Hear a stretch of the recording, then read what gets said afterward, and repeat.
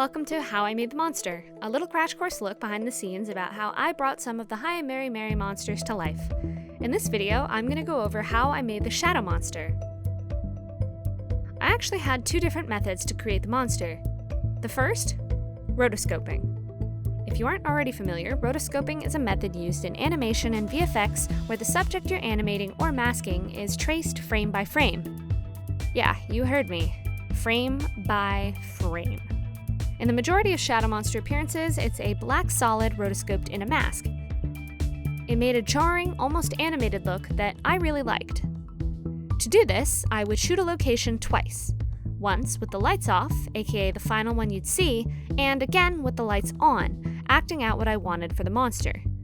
Tight, ideally brighter clothes are essential here so I could get clean lines for the roto process. Now that that's shot, let's head to After Effects. Here's an example of what that kind of comp would look like. I have the final footage, the tracing footage, and a black solid. Starting at the very first frame, I hide the black solid while keeping it selected, and I create a mask around myself with the pen tool. Then, I set the path to animate, move ahead one frame, and move every point to trace myself as I moved. Eventually, I stopped rotoing every frame and moved with a more pose-to-pose framework, identifying key poses in the trace layer, moving the mask to fit those, and then cleaning up and fixing the masks in the in-between poses, a bit more like an actual animator. Once that was complete, I turned the black solid back on, feathered the edges of the mask, retracted a bit, and hide the tracing layer. Here's how it looks when it's done. Eventually I figured out, hey, this kind of sucks to do.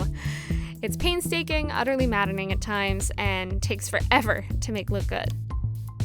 So, I caved, and I bought a cheap green screen off of eBay. This time around, I set up the green screen and shot my shot, making sure to film it twice. Now, back into After Effects. I'd mask out the green screen portion, then I'd go to Effect, Keying, Key Light. I tweak the parameters until it's to my liking, and then I've keyed myself out. Then, I either alpha onto a black solid, or I just crank the exposure down until I'm just a black shape and I throw a blur on it.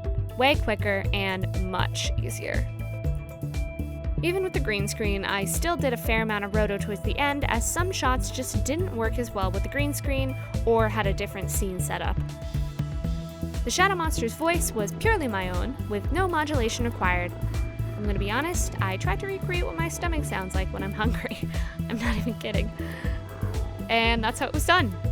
Thanks for joining me on a behind-the-scenes look. If you want to keep up with my stuff, subscribe to this channel and or follow me on Twitter at _k_dot.